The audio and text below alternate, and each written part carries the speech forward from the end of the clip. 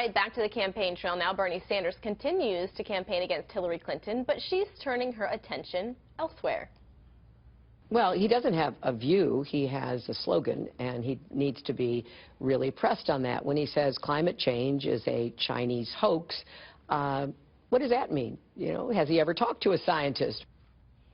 You can hear it there. The Democratic frontrunner now taking aim at the presumptive GOP nominee, Donald Trump. It's a clear sign primary season is winding down and shifting into general election mode. So here, for a fair and balanced look at the new state of the 2016 election, GOP strategist Sean Noble, who is the president of American Encore, and Jessica Tarlov, who is a Democratic pollster and strategist. She's with Schoen Consulting. Thank you both for joining me today. Now, I do want to start with you, Jessica.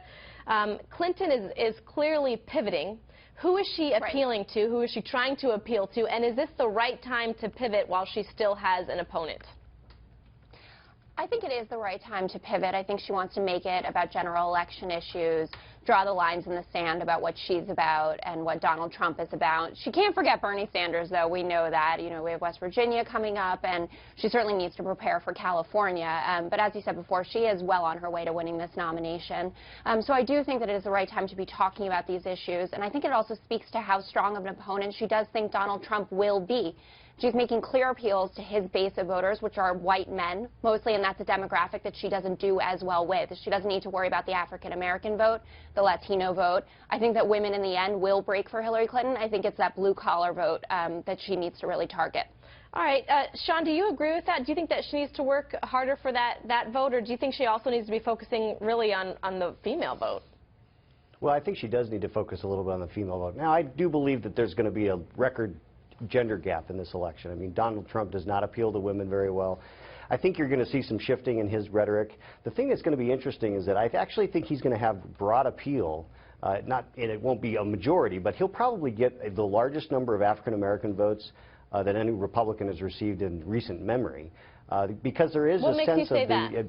Well, because he really does appeal to those that are feeling like they've been left behind. I mean, the blue-collar worker includes whites and blacks, and it's going to be interesting when you look at these industrial states. It's going to completely change the electoral college map. This is a different election that we've never seen before, and the thing that's bad for Hillary is that she does not have this completely sewn up. I mean, she may try to pivot to the general, but she has got a few months of scrapping with Bernie Sanders in front of her all the way to Philadelphia, and she's going to have to divert some attention to take care of that left flank because Bernie's going to keep being a bulldog. Right. But you brought something up that I want to keep talking about. You talked about the electoral map, and states that were red and have been red in the past are perhaps going to be turning blue, and Georgia's a perfect example of that.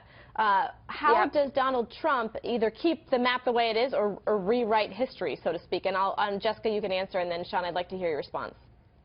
I think he goes for rewriting history. I think that's really where Donald Trump has shown his strength. You know, he's accomplished things that no one expected were possible. So I think, you know, as you mentioned, Georgia now, it's tied there when that's reliably red, but he's going to focus on, you know, going after Pennsylvania and Ohio, which obviously have gone Republican in the past, but to make those more solidly for himself. And he's going to focus also on the Northeast, in places where he has shown strong popularity that no one would have expected a Republican to do as well.